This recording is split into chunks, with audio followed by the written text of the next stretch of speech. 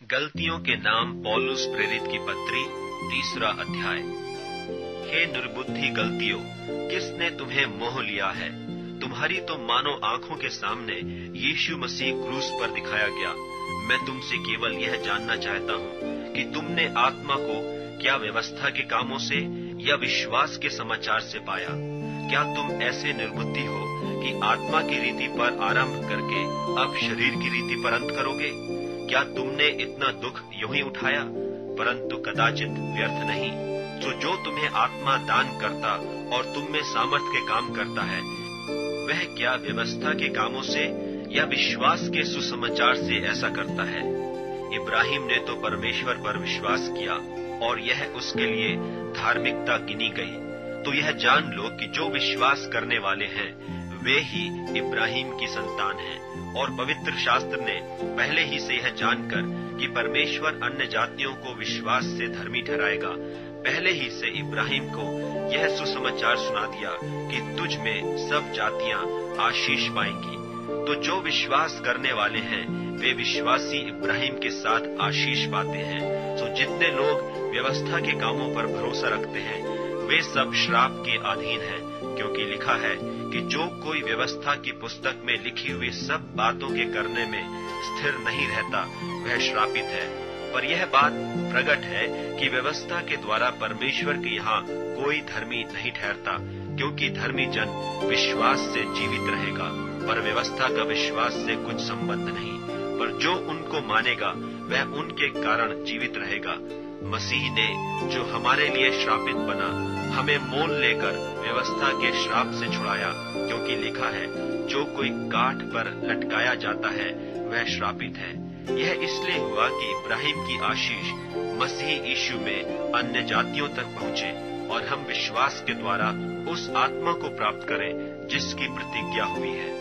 हे भाइयों, मैं मनुष्य की रीति पर कहता हूँ कि मनुष्य की वाचा भी जो पक्की हो जाती है तो न कोई उसे टालता है और न उसमें कुछ बढ़ाता है।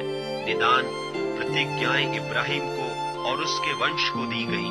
वह यह नहीं कहता कि वंशों को जैसे बहुतों के विषय में कहा, पर जैसे एक के विषय में कि तेरे वंश को, और वह मसीह है। पर मैं यह कहता हूँ कि जो वाचा परमेश्वर ने पहले से पक्की की थी उसको व्यवस्था 430 बरस के बाद आकर नहीं टाल देती कि प्रतिज्ञा व्यर्थ ठहरे। क्योंकि यदि मिरास व्यवस्था से मिली है तो फिर प्रतिज्ञा से नहीं, परंतु परमेश्वर ने इब्राहिम को प्रतिज्ञा के द्वारा दे दी है। तब फिर व्यवस्था क्या रही? वह तो अपराधों के कारण बाद में दी गई कि उस वंश के आने तक रहे जिसको प्रतिज्ञा दी गई थी, और वह स्वर्गदूतों के द्वारा एक मध्यस्थ के हाथ ठहराई गई। मध्यस्थ तो एक का नहीं होता, परंतु परमेश्वर एक ही है। तो क्या व्यवस्था परमेश्वर की प्रतिज्ञाओं के विरोध में है? कदापि न हो, क्योंकि यदि ऐसी व्यवस्था दी जाती जो जीवन दे सकती तो सचमुच धार्मिकता व्यवस्था से होती। परंतु पवित्र शास्त्र ने सबको पाप के अधीन कर दिया, ताकि वह प्रतिज्ञा जिसका आधार यीशु मसीह पर विश्वास करना है, विश्वास करने वालों के लिए पूरी हो जाए। पर विश्वास से आने से पहले व्यवस्था की अधीनता में हमारी रखवाली होती थी, और उस विश्वास के आने तक जो प्रकट होने वाला था हम उसी के बंधन में रहे। इसलिए व्यवस्था मसीह तक पहुंचाने को हमारा शिक्षक हुई है कि हम विश्वास से धर्मी ठहरे। परंतु जब विश्वास आ चुका तो हम अब शिक्षक के अधीन न रहे, क्योंकि तुम सब उस विश्वास करने के द्वारा जो मसीह यीशु पर है परमेश्वर की संतान हो। और तुम में से जितनों ने मसीह में बपतिस्मा लिया है उन्होंने मसीह को पहन लिया है। अब न कोई यहूदी रहा और न यूनानी, न कोई दास न स्वतंत्र, न कोई नर न नारी, क्योंकि तुम सब मसीह यीशु में एक हो। और यदि तुम मसीह के हो तो इब्राहिम के वंश और प्रतिज्ञा के अनुसार वारिस भी